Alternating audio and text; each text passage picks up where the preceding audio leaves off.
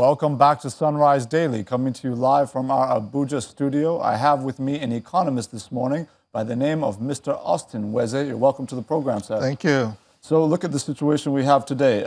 Minimum wage purportedly now going up from 18,000. Labor is now demanding 30,000. The state governors have said they're willing to go up to 20,000. The federal government's saying they're willing to go up to 24,000. There's a lack of harmony. What are your thoughts about how things are unfolding and whether or not there can be a breakthrough? Well, my heart goes to a Nigerian worker. He's lowly paid and highly taxed. And at the end of the day, you live in with low purchasing power. But in any labor issue and negotiations, we need to look at the impact of all of this, implication to the national economy. Because, no matter how much you pay someone, your income can never make you rich unless you do something else by saving and investing. And like the Johnson's law says that, that no matter how high your income, as your income rises, your expenses will rise to meet it up. So that is the situation. Even in 1973, when the Udoji Award was, review was done, workers were, rewarded and all that. You see how the inflation rose and stuff like that, and we are back. The point is that when you are in a labor negotiation, you need to look at the bigger picture, the implications to the national interest. One is that we need to deepen the economy so that more jobs will be created. We need to allow states to determine. We have a national policy on labor, minimum wage and all that.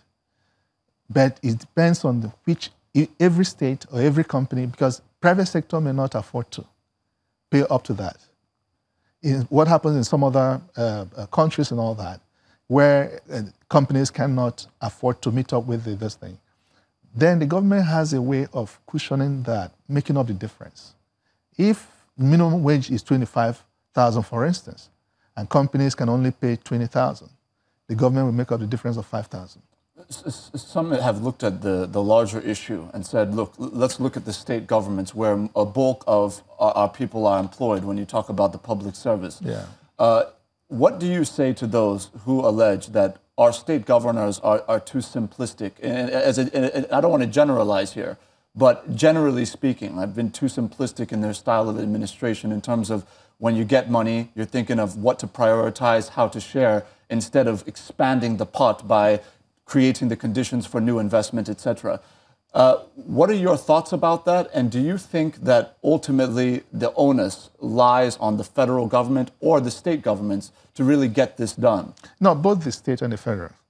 You have federal workers, public servants. Right. You have states. But the point is that the states should also, like you rightly said, what are their priorities? I'm sorry. Yes. I'm referring more to the political will to be able to join and agree on one comprehensive wage. Yeah, because one is that they don't even need to meet with the state government. The Minister of Labor should be able to discuss and maybe have some kind of, discussions, consultations with the states and know which everyone will say, okay, whatever you can afford to pay, based on your destiny, whoever is willing to work in that state, this is the amount. But again, it should go beyond just the money. What about other things? Like if the transportation is cheaper, it will reduce the burden on the wage earner. Yeah, on the wage earner. Mm-hmm. If they have access to housing, they live in their own house and all that, it will reduce the burden. Because once the minimum wage is increased, the landlord will be knocking at your door. That his apartment is no longer 10,000; it has to go up to 20,000. After all, your income has improved. Okay, so these are some of the things that the labor should look at. The government also should look at. There should be other things that some kind of a common ground in negotiation. You have the common ground. Mm. What are the interests of the government? What are the interests of labor? So that there will be a convergence of that. And that once that is met, and let them begin to look at. And in this kind of situation, in coming into negotiation, even as the governors and the labor meet, there should be solution-based. They have to have the mindset, an attitude that, look, we need to find solution, and not that we no go agree, they no go agree, that kind of a thing. And being antagonistic, it doesn't help at all. Well, looking at the larger issue, you know, obviously restructuring, particularly last year before we had the spate of herdsmen, farmers clashes, restructuring was the talk of 2017 in Nigeria. When that discussion comes up, a lot of people see it different ways. But one of the issues that came up when Kaduna State Governor Nasir El-Rufai's restructuring committee submitted a report, that's within his party, the APC, he said that the federal government needs to devolve labor matters to the states in such a manner that states would now work with their state houses of assembly to determine what the wage should be within those states according to their peculiar needs. Do you think, in view of what is going on in the country, where maybe Rivers State or Lagos State can afford to pay more to its workers compared to a Yobe State, that it is now time for state governments to be given the power to determine labor matters? It's part of that restructuring we're talking about. And what is that restructuring? You know, the concept of subsidiarity, such that you are able to, within your local government, based on your resources, you determine what the kind of lifestyle you will live, the kind of pay, wages you will pay, and all that. That is the whole essence of restructuring. But we are still having this big man syndrome. Big man in Abuja here that determines what goes out to other people. And you find ministers and commissioners coming in to Abuja to get a handout. It shouldn't be. That's part of the restructuring we're talking about. Every community, every state, every local government should be able to determine their own destiny. Their destiny should be in their own hands. And that's how you democratize this labor issue.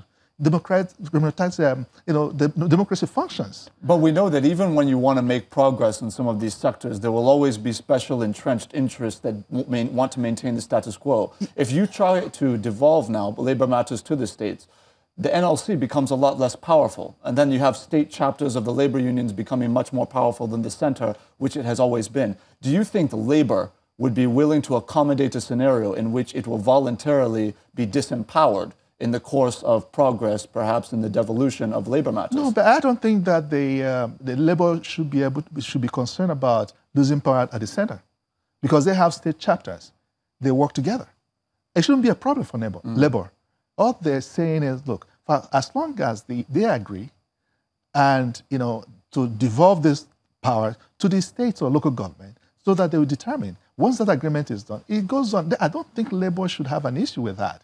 For as long as the welfare of workers, should be, taken care of. But if not, that's when they have a way of working it out, up from state to up. It shouldn't be a problem.